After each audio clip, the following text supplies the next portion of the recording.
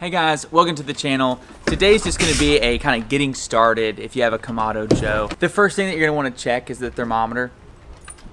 That's obviously most important. Just make sure that it's calibrated properly. Out of the two that I have, one was off slightly. There's a screw on the back of the thermometer that you can use to adjust and calibrate your thermometer. So out of the two that I had, one was perfect, and in the boil water test it read exactly 100 C, and the other one needed to be adjusted a little bit. It's no big deal, but I would suggest doing that first to get started. That way you have an accurate reading on the temperature inside of the grill. Some tips and tricks for the assembly portion. Since this firebox is kind of puzzle pieces put together, it can be a little frustrating to get that metal ring around the top.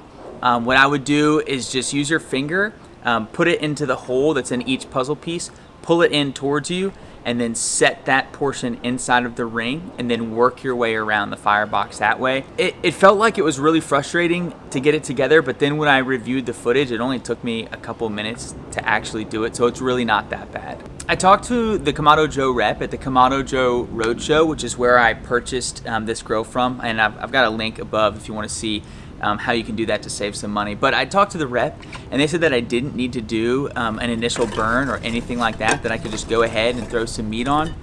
I was gonna do that, but then when I got it back and I was assembling everything, mine had a very distinct smell, like a grease smell. No joke, it smelled like when you walk into Harbor Freight. That's exactly what it smelled like. So that kind of changed my mind. I said, all right, I'm gonna heat it up a little bit. So I did a low and slow, just put some charcoal in just to see kind of how the vents worked, get a feel for how temperature control worked. And so I kept it at 225 for a few hours. That worked great. It was really easy to do. I got it up to like 150 with the vents fully open and then started to choke back and was able to land right at 225. I will warn you, try not to overshoot your temperature because it takes them a while to cool down. Then I opened the vents completely, and then just let it get as hot as it could, and it got up to like 860 degrees in just 15-20 minutes or so, which was incredible. In my research leading up to getting this Kamado Joe grill, it seems to be with the Kamados in general, what you need to do is when you're doing a higher heat cook, you need to burp the grill when opening it, or you could really actually hurt yourself.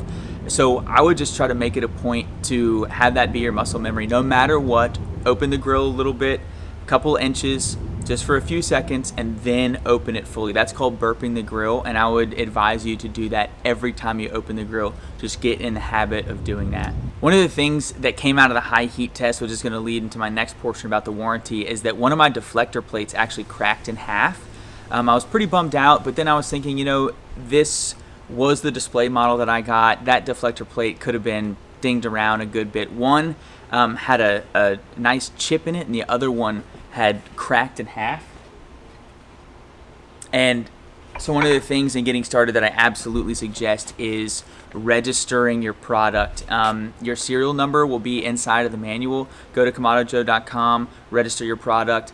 I already put a claim in on the warranty for the deflector plates as well as my control tower vent. I think being the display model, something's wrong with this one. They already sent me out 2 new deflector plates with like 2-day shipping, so I got those really fast, and I'm still waiting on the new vent and new gasket up top. But no issues at all. I sent them pictures. I said, hey, this is what happened, and they dropped them right in the mail. And this one just has a little bit longer lead time than the deflector plates do. Hope this getting started video was helpful for you. Thanks so much for watching Break It Yourself. Don't forget to thumbs me up, and we'll see you next time.